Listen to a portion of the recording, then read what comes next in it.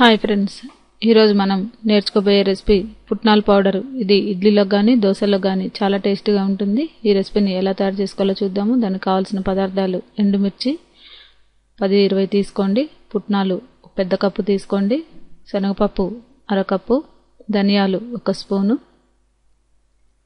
మెంతులు 1/2 tea spoon, కరివేపాకు కొద్దిగా, జీలకర్ర 1 స్పూను, ఆవాలు 1 స్పూను, ఉప్పు రుచికి సరిపడా, మినపప్పు 1 స్పూన్ తీసుకోండి.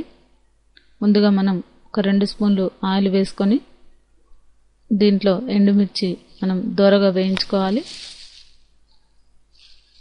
2 నిమిషాలు అలా దోరగా లో ఫ్లేమ్లో వేయించుకోండి.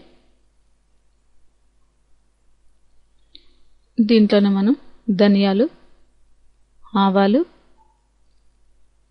శనగపప్పు, మెంతులు కొద్దిగా, జీలకర్ర 1 స్పూను, మినపప్పు ఇవి మనకి గోల్డెన్ బ్రౌన్ కలర్ వచ్చేంత వరకు ఈ పప్పు దినుసులన్నీ కూడా వేయించుకోండి. అలాగే కరివేపాకు కూడా వేసుకొని వేయించుకోండి.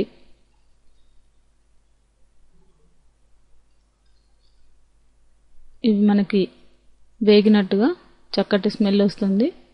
దాన్ని మనం మిక్సీ బౌల్లోకి సపరేట్గా తీసుకొని దీంట్లోనే ఉప్పు కూడా వేసుకొని, పుట్నాలు మనం వేయించకుండానే దీంట్లో వేసుకోవచ్చు.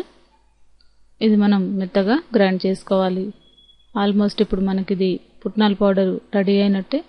ఇది మనం ఒక ప్లాస్టిక్ డబ్బాలో లేదా గాజు సీసాలో మనం స్టోర్ చేసి పెట్టుకోవాలి.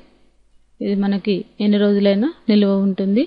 ఇది దోశలోకి, ఇడ్లీలోకి, దేంట్లోకైనా ఈ పౌడరు చాలా టేస్ట్గా ఉంటుంది. ఈ రెసిపీని మీరు కూడా ట్రై చేసి చూడగలరు.